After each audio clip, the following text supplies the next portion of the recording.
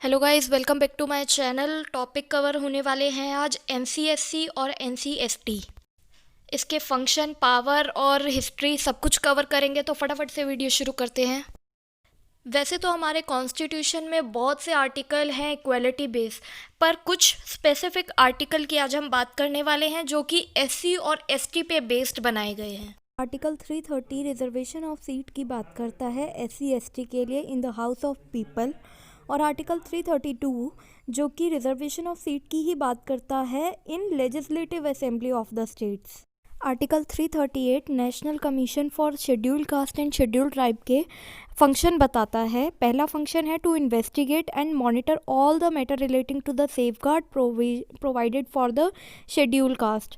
मतलब कि जो भी गवर्नमेंट जो भी रूल्स बनाती है, जो भी आर्टिकल पास करती है, उसको इन्वेस्टिगेट करता है और चेक करता है कि वो आर्टिकल ये शेड्यूल कास्ट और शेड्यूल ट्राइब के लिए सही है, उनके सेफगार्ड के लिए सही है या नहीं। एससी एसटी के राइट्स को सेफगार्ड करने के लिए अगर कोई कंप्लेंट आती है तो उसकी इंक्वायरी करता है, और जो भी इकोनॉमिक डेवलपमेंट में जो भी प्रोसेस होते हैं उसमें एडवाइस करता है। जो भी एक्शन लिए जाए वो शेड्यूल कास्ट और शेड्यूल ट्राइब के फेवर में ही लिए जाए, उनको ध्यान में रखते हुए लिए जाए। फोर्थ है to present to the president, मतलब कि प्रेसिडेंट को एनुअली और टाइम टाइम पे ये लोग रिपोर्ट करते हैं, जो भी ये एक्शन लेते हैं, जो भी सेफगार्ड करते हैं एससी और एसटी के लिए, वो प्रेसिडेंट को रिपोर्ट करते हैं। एनुअल रिपोर्ट देने के साथ साथ कमीशन कुछ रिकमेंडेशन भी कर सकती है यूनियन को और स्टेट को, ताकि जो भी सेफगार्ड लिए गए हैं वो अच्छे से इम्प्लीमेंट किए जा सके, और प्रोटेक्शन और welfare of ST and ST कुछ और मेजर्स भी लिए जा सके। फंक्शन भी डिस्चार्ज किए जा सकते हैं जो कि एससी एसटी के प्रोटेक्शन, वेलफेयर और डेवलपमेंट एंड एडवांसमेंट के रिगार्डिंग है, तो वो फंक्शन भी डिस्चार्ज कर सकते हैं। आर्टिकल 341 कहता है अगर प्रेसिडेंट को लगता है कि ये एक पर्टिकुलर कास्ट भी शेड्यूल कास्ट या शेड्यूल ट्राइब में इन्वॉल्व होनी चाहिए, तो वो गवर्नर से कंसल्ट करने के बाद बाय अ पब्लिक नोटिस उसको शेड्यूल कास्ट या शेड्यूल ट्राइब में इन्वॉल्व कर सकता है। ये आर्टिकल 341 कहता है। साथ ही आर्टिकल 341 एम्पावर करता है पार्लियामेंट को किसी भी कास्ट, रेस या ट्राइब को ऑलरेडी जो लिस्ट में है शेड्यूल कास्ट और शेड्यूल ट्राइब की, उससे निकाल सकता है। सिमिलरली आर्टिकल 342 भी यही बात करता है। आर्टिकल 341 शेड्यूल कास्ट पे बेस्ड है और आर्टिकल 342 शेड्यूल ट्राइब की बात करता है। यही चीज़ है कि अगर पार्लियामेंट को लगता है तो वो किसी कास्ट को शेड्यूल ट्राइब की लिस्ट में इंक्लूड भी कर सकती है, अगर वो चाहे तो एक्सक्लूड भी कर सकती है। अब ये एक्ट बनाया क्यों गया? कॉन्स्टिट्यूशन में कई इक्वलिटी बेस्ड आर्टिकल देने के बाद भी कुछ लोगों का एटीट्यूड बदल ही नहीं रहा था शेड्यूल कास्ट और शेड्यूल ट्राइब के लोगों से। वो उनको इक्वली ट्रीट ही नहीं करते थे, इसीलिए ये आर्टिकल बनाया गया। Article 3 of the act deal करता है punishment for the offences of atrocities, मतलब कि जो भी उन पे अत्याचार हो रहे हैं शेड्यूल कास्ट और शेड्यूल ट्राइब पे, उस पे डील करता है। फर्स्ट पॉइंट आता है एससी या एसटी को कोई भी ऐसी चीज़ खाने के लिए फोर्स करना या ज़बरदस्ती उनके मुंह में डालना जो कि खाने के लिए अनएक्सेप्टेबल है। सेकेंड पॉइंट है एक्सक्रीटा, सीवेज या कारकस वगैरह, जैसे कि एक्सक्रीटा मतलब हो गया यूरिन, कारकस मतलब डेड बॉडी ऑफ एनिमल। ये सारी चीज़ें किसी भी एससी एसटी के घर में डालना या उनकी एंट्रेंस के प्रेमाइसेस पे डालना। थर्ड है उनको इंजरी पहुंचाने के लिए, उनकी इंसल्ट करने के लिए उनके नेबर में कोई भी वेस्ट मैटर डालना या कोई भी गंदी चीज़ डालना। अगला पॉइंट है बिना कपड़ों के परेड करवाना या चप्पलों की माला पहनवाना। ई पॉइंट कहता है फोर्सफुली उनके कपड़े उतारना। नेक्स्ट पॉइंट आता है रॉन्गफुली उनकी लैंड को ऑक्यूपाई करना और कल्टीवेट करना। पॉइंट जी कहता है एससी एसटी को उनकी प्रॉपर्टी से रॉन्गफुली बाहर निकालना, उनको उनके राइट एंजॉय करने से रोकना। फॉरेस्ट राइट हो सकता है, वाटर और इरिगेशन फैसिलिटी हो सकती है, और उनकी क्रॉप को डिस्ट्रॉय कर देते हैं। अब यहाँ पर रॉन्गफुली का मतलब है पर्सन की विल के अगेंस्ट, पर्सन की कंसेंट के अगेंस्ट, या पर्सन की कंसेंट ले ली हो किसी ऐसे पर्सन को हार्म करके या उसकी फियर की धमकी देकर जिसमें वो इंटरेस्टेड हो, या फैब्रिकेटिंग रिकॉर्ड बनाकर। एच पॉइंट कहता है उनको बेगिंग के लिए फोर्स नहीं किया जाएगा, बाउंडेड लेबर नहीं बनाया जाएगा, इसमें वो सर्विसेज इंक्लूड नहीं होगी जो गवर्नमेंट इम्पोज करती है पब्लिक पे। अब इसका दूसरा पॉइंट है एनिमल कार्कस नहीं उठाने देना चाहिए, कैरी ह्यूमन नहीं करना देना चाहिए, और कब्र वगैरह खोदने के लिए नहीं कह सकते। अगर SC/ST को मैनुअल सीवेज के लिए अगर फोर्स किया जाएगा या उनको बोला जाएगा ये काम करने के लिए तो ये ऑफेंस होगा। अगर SC/ST की जो वुमेन है उनको खुद को समर्पण करने के लिए कहा जाएगा भगवान के प्रति या उनकी वर्शिप के लिए या टेम्पल में, जो कि देवदसी को रिप्रेजेंट करती है ये चीज़, तो ये इल्लीगल होगा, ऑफेंस। अगर कोई SC/ST को कोई चीज़ करने के लिए फोर्स करता है या उनको करने से रोकता है तो ये ऑफेंस होगा। इसमें क्या क्या इंक्लूड होता है? Not to vote, vote for a particular candidate, vote in a manner other than that provided by law. B point है not to file a nomination as a candidate और to withdraw such nomination. Chairperson या फिर holder of any other office of panchayat, अगर ये लोग SC/ST से belong करते हैं और इस बेसिस पर उनको काम करने से रोकना, उनकी ड्यूटी परफॉर्म करने से रोकना is illegal, it is a offence. SC/ST को हर्ट करना, ग्रीवियस हर्ट या असॉल्ट करना, या उनको बॉयकॉट करने की धमकी देना, या फिर उनको उनके बेनिफिट्स एंजॉय करने से रोकना जो कि पब्लिक बेनिफिट है, जो कि सबको मिलते हैं। फिर वही चीज़ आ गई वोट करने से रोकना, या किसी एक पर्टिकुलर कैंडिडेट को वोट करने के लिए बोलना, या फिर एक ऐसे पर्टिकुलर मैनर में वोट करने के लिए बोलना जो कि लॉ के थ्रू प्रोवाइडेड नहीं है। फॉल्स एंड मैलिशियस केस डालना, झूठा केस डालना, फॉल्स एंड फैब्रिकेटेड इन्फॉर्मेशन देना पब्लिक सर्वेंट को ताकि वो अपनी पावर यूज़ करके SC और ST को कोई पनिशमेंट दे सके या उनको कोई इंजरी दे सके। इंटेंशनली इंसल्ट और ह्यूमिलेट करना SC और ST को, abuse any member of SC/ST bye their names and place, और डिस्ट्रॉय करना, डैमेज करना और डिफाइल करना एनी ऑब्जेक्ट जो कि शेड्यूल कास्ट और शेड्यूल ट्राइब का हो।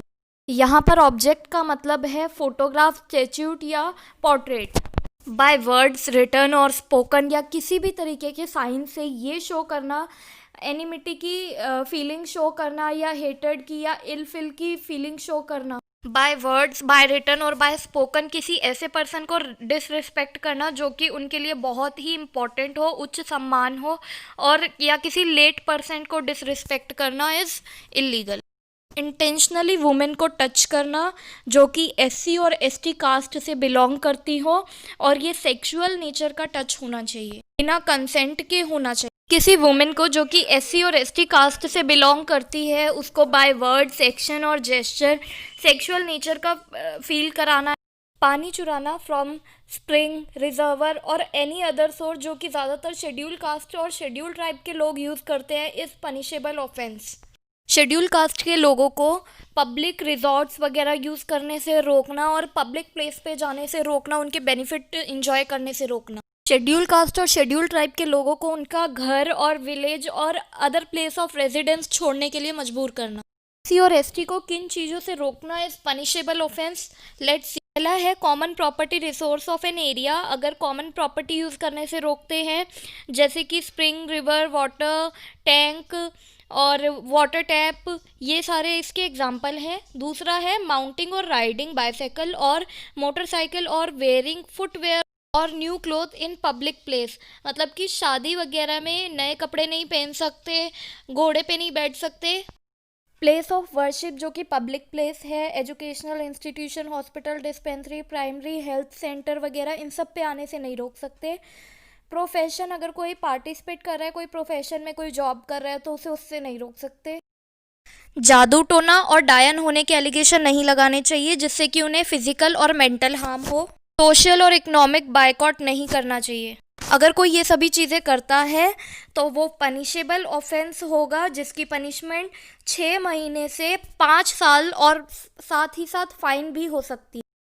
अगर कोई पर्सन इनोसेंट SC या SC के अगेंस्ट कोई फॉल्स एंड फैब्रिकेटेड डॉक्यूमेंट दे देता है या एविडेंस दे देता है जिसकी सज़ा इम्प्रिजनमेंट फॉर लाइफ है और फाइन है, एविडेंस की वजह से इनोसेंट पर्सन कन्विक्टेड प्रूफ हो जाता है और उसको सज़ा हो जाती है, तो जिसने ये फॉल्स एंड फैब्रिकेटेड प्रूफ दिए हैं, evidence the, that person shall be punished with death, उसको मौत की सज़ा होगी। अगर कोई पर्सन शेड्यूल कास्ट और शेड्यूल ट्राइब के लोगों के लिए फॉल्स एंड फैब्रिकेटेड डॉक्यूमेंट देता है और उस डॉक्यूमेंट की वजह से वो इनोसेंट पर्सन कन्विक्टेड प्रूफ हो जाता है और उसको 7 साल की सज़ा हो जाती है, तो जिसने वो फॉल्स एंड फैब्रिकेटेड डॉक्यूमेंट दिए हैं उसको 6 महीने से 7 साल तक की सज़ा हो सकती है विद फाइन। अगर कोई पर्सन SC/ST की प्रॉपर्टी को बाय फायर और बाय एक्सप्लोजिव नुकसान पहुंचाना चाहता है तो उसको 6 महीने से 7 साल तक की सज़ा हो सकती है विद फाइन। अगर कोई पर्सन किसी ऐसी प्रॉपर्टी को नुकसान पहुंचाता है जहां पर SC और ST वर्शिप करते हैं, जहां पर रहते हैं, या उनकी कोई प्रॉपर्टी वहां पर रखी जाती है, तो ये पनिशेबल ऑफेंस होगा और इसकी पनिशमेंट होगी इम्प्रिजनमेंट फॉर लाइफ और विद फाइन। अगर कोई पर्सन शेड्यूल कास्ट और शेड्यूल ट्राइब के अगेंस्ट कोई IPC का ऐसा ऑफेंस करता है जिसकी पनिशमेंट 10 साल या उससे ज़्यादा है, तो उसको imprisonment for life and with fine मिलेगा। अगर कोई पब्लिक सर्वेंट ऐसा क्राइम करता है जो कि इस सेक्शन में डिफाइंड है, तो उसको 1 साल की या फिर जो उस ऑफेंस की एक्चुअल पनिशमेंट है वो मिलेगी। अब बात करते हैं national commission for scheduled tribes की। ये 89th amendment of the constitution के टाइम पर बाइफरकेट कर दिया गया था national commission for scheduled caste से। 89th अमेंडमेंट से पहले national commission for scheduled caste और national commission for scheduled tribe एक ही थे। 89th अमेंडमेंट जो कि हुई थी 19 फरवरी 2003 को, उसके बाद से ये दोनों अलग कर दिए गए, बाइफरकेट कर दिए गए, ताकि जो भी लॉज हैं, जो भी रूल्स हैं, वो अच्छे से इम्प्लीमेंट किए जा सके। कंपोजिशन: एक चेयरमैन होना चाहिए, एक वाइस चेयरमैन होना चाहिए और 3 फुल टाइम मेंबर होने चाहिए, जिसमें से एक फीमेल होना कंपलसरी है और इनकी टर्म 3 साल की है। 3 साल बाद दोबारा से नए चेयरमैन, नए वाइस चेयरमैन और नए फुल टाइम मेंबर्स होते हैं। फंक्शन दोनों के सेम ही है। National commission for schedule caste के भी सेम फंक्शन है और national commission for schedule tribe के भी सेम फंक्शन है। इन्वेस्टिगेट करती है कोई भी मैटर या कोई भी लॉ बनता है, इंक्वायरी करती है कंप्लेंट्स की, सोशो इकोनॉमिक डेवलपमेंट में पार्टिसिपेट करती है, एडवाइस करती है और प्रेजेंट करती है अपनी रिपोर्ट प्रेसिडेंट को। एनुअली भी कर सकती है और टाइम टू टाइम करती रहती है जब भी उसे ठीक लगता है। रिकमेंडेशन करती है यूनियन को, स्टेट को इफ़ेक्टिव इम्प्लीमेंटेशन के लिए, जो भी सेफगार्ड बनाए हैं उनके लिए, प्रोटेक्शन के लिए, वेलफेयर के लिए। डिस्चार्ज करती है कोई ऐसा फंक्शन जो कि सेफगार्ड ऑफ शेड्यूल्ड ट्राइब के लिए इम्पॉर्टेंट। अब बात करते हैं इस कमीशन की क्या क्या पावर्स हैं। पर्सन को सम्मन कर सकती है फॉर एग्जामिनेशन। दूसरा है discovery and production of any relevant document, अगर कोई डॉक्यूमेंट चाहिए वो मंगवा सकती है। एविडेंस रिसीव कर सकती है। पब्लिक रिकॉर्ड की कॉपी निकलवा सकती है फ्रॉम एनी कोर्ट और ऑफिस, और इशू कर सकती है commission for examination of witness and document and take any other necessary steps. Union और स्टेट को कोई भी पॉलिसी बनाने से पहले national commission for scheduled tribe से कंसल्ट करना पड़ता है। बिना उनकी कंसल्टेशन वो कोई पॉलिसी या कोई लॉ नहीं बना सकते। थैंक यू, बाय बाय, मिलते हैं अपनी नेक्स्ट वीडियो में और बेल आइकन प्रेस करना ना भूलें।